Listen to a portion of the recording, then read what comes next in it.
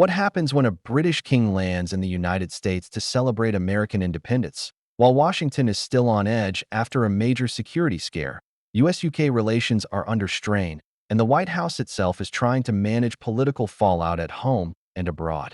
That is the extraordinary backdrop to King Charles III's visit to the United States. On paper, this should be a moment of pageantry and symbolism: a state visit, a White House welcome, a speech to Congress, a state dinner, and a carefully choreographed display of the so-called special relationship between Britain and America. But in reality, this trip is unfolding in the middle of multiple overlapping crises. Just days before the royal arrival, a gunman breached the atmosphere of security around a major Washington event attended by President Donald Trump, triggering emergency reviews ahead of the king's visit. At the same time, the UK and US have been publicly at odds over Iran, trade, NATO-related pressures, and broader strategic disagreements. And hanging over all of this is a deeper question. Is this really a royal celebration? Or is it an attempt to use monarchy, symbolism, and ceremony to stabilize a political alliance under pressure? Tonight, we're breaking down why this visit matters, what King Charles is actually doing in America, why the timing is so politically explosive, and what this says about the future of the transatlantic alliance. King Charles and Queen Camilla's four-day visit to the United States is not just another royal tour.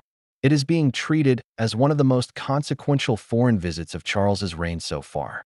The trip marks the 250th anniversary of American independence, a milestone loaded with historical irony. After all, America was born through a revolt against the British crown. Yet here we are, nearly 2.5 centuries later, watching a British monarch arrive in Washington not as a ruler, but as a symbol of alliance, continuity, and diplomacy. That symbolism is central to the whole visit. Charles is not coming to negotiate a trade agreement. He is not the British Prime Minister. He is not even supposed to be a partisan political figure. His power is ceremonial. But that is exactly why this visit matters. When politicians are divided, unpredictable, or openly feuding, monarchies can sometimes be used as instruments of soft power, not to solve disputes directly, but to lower the temperature, create political space, and remind both sides of a deeper historical relationship. That is why one analyst quoted by Al Jazeera described the trip as crisis management through ceremony. And honestly, that may be the single best way to understand what's going on here. This is not just about royal tradition. It is about geopolitical damage control. Before the king even landed, the trip was thrown into uncertainty by a shocking security incident in Washington. According to multiple reports, a gunman targeted an event attended by President Trump, leading to a rapid security response and fresh concerns about whether the king's state visit should proceed unchanged. The British and American governments immediately held further discussions, and Buckingham Palace later confirmed the visit would still go ahead largely as planned. Trump himself publicly sought to reassure everyone, saying that King Charles would be very safe and describing the White House grounds as highly secure. Palace officials also emphasized that the king and queen were grateful to those working quickly to ensure the visit could continue. BBC News Reuters the diplomatic insight, and this matters because the monarchy depends on choreography. Royal diplomacy is built on predictability, ritual, and control. Everything is scripted for a reason. It projects calm. It projects continuity. It projects stability. But America right now is not a stable political theater.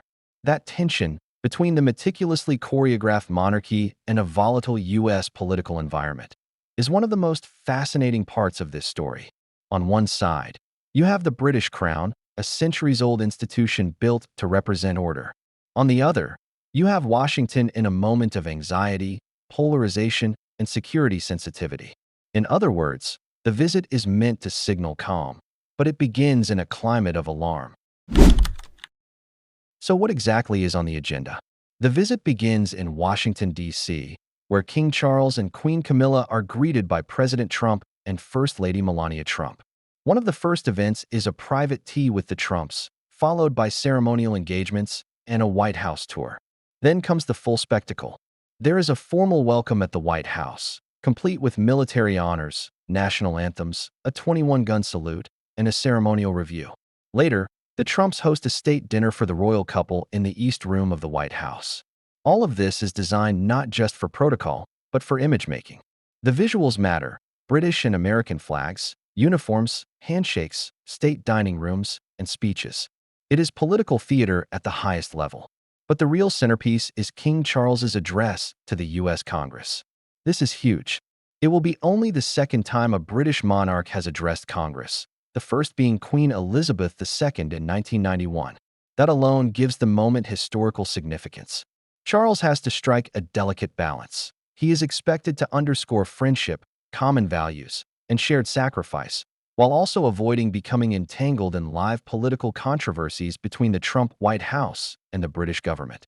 BBC News History, Art and Archives, U.S. House of Representatives. After Washington, the royals travel to New York, where they are scheduled to visit the 9/11 Memorial and meet first responders and families of the victims. That stop adds another symbolic layer: shared grief, shared memory, and shared alliance in the face of tragedy. Now we get to the heart of the issue. Because if this were truly just a ceremonial celebration, it wouldn't be attracting this level of geopolitical attention. The reality is that the visit is taking place during a difficult stretch in US-UK relations. Reports from Reuters, the BBC, and the New York Times all point to rising tensions between President Trump and British Prime Minister Keir Starmer, especially over the U.S. position on Iran and Britain's refusal to fully align itself with Washington's military approach. Reuters also says tensions have extended to disputes involving trade, NATO-related issues, Britain's digital services tax, and even fresh strain over the Falkland Islands after an internal Pentagon email reportedly raised the possibility of reassessing the U.S. position as punishment for Britain's lack of support. That is extraordinary. When you hear royal visit, you might think this is mostly soft-focused diplomacy. But in this case, the visit is happening against the backdrop of one of the most strained periods in the relationship in years. Reuters even described it as the lowest point in the so-called special relationship since the Suez Crisis of 1956. And that gives the entire trip a double meaning. Publicly, it is about friendship. Privately, it may be about preventing further rupture. That's why British officials are emphasizing shared history, shared sacrifice, common values, investment ties, military cooperation, and people-to-people links. The message is clear. Even if today's politicians are clashing, the deeper Anglo-American relationship must be preserved. In geopolitical terms, this is what soft power looks like when hard power politics get messy. There is another layer here that makes this story especially interesting for American audiences: Donald Trump's personal fascination with the British royal family. Trump has repeatedly spoken warmly about King Charles and the monarchy. He has called Charles a great guy, a fantastic person, and a tremendous representative. That personal chemistry matters, because in diplomacy, personalities often become part of strategy. For Trump, appearing alongside royalty offers prestige and international symbolism. It projects legitimacy, stature, and global importance. For Britain, that warmth may be useful if it can soften political tensions and create a more constructive atmosphere.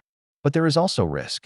Because Trump is famously unpredictable, and several British political figures have openly voiced concern that the visit could become awkward or diplomatically dangerous. BBC reporting notes criticism from Liberal Democrat leader Ed Davey, who called Trump unreliable and urged cancellation of the visit, while Foreign Affairs Committee Chair Emily Thornberry described the situation as a high-wire act. That phrase, high-wire act, is exactly right.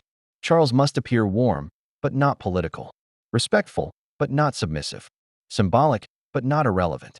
He has to embody the UK state without becoming an instrument of any one government or any one American administration.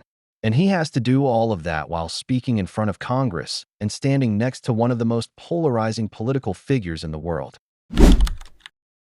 If Iran, trade tensions, and the Washington security scare were not enough, there is another issue hovering over the trip: the scandal surrounding Prince Andrew and the broader Jeffrey Epstein controversy.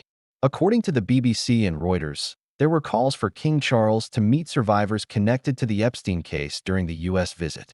But palace sources indicated that such a meeting would not take place because of concerns about ongoing legal processes and police investigations. At the same time, commentary cited by Geo suggested that critics in the United States may see the visit through the lens of hypocrisy if the monarchy appears willing to publicly distance itself from Prince Andrew in Britain while avoiding the issue on American soil. That is an opinion-based argument rather than an official line, but it shows how this visit is vulnerable to being pulled into controversies far beyond its formal schedule. This is important for your audience to understand, because in modern politics, no major international visit stays confined to its official itinerary. Every unresolved scandal, every diplomatic feud, every security concern, every domestic criticism, they all travel with the delegation. And that is exactly what is happening here. This is really the bigger question behind the entire visit.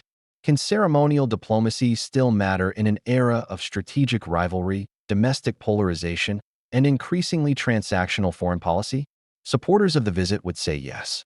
They would argue that alliances are not sustained by military agreements alone. They are also sustained by ritual, memory, narrative, and symbolism. Shared wars, shared values, shared institutions, and shared public gestures all help reinforce what might otherwise become a purely interest-based, fragile relationship. Skeptics, however, would say that ceremonies cannot mask real political divergence forever. If Washington and London are fundamentally split over Iran, trade, strategic priorities, or alliance burdens, then no amount of polished pageantry can erase that. And that is why this visit is so fascinating. It sits right at the intersection of image and reality. On camera, it will look like harmony, salutes, speeches, dinners, memorials, applause.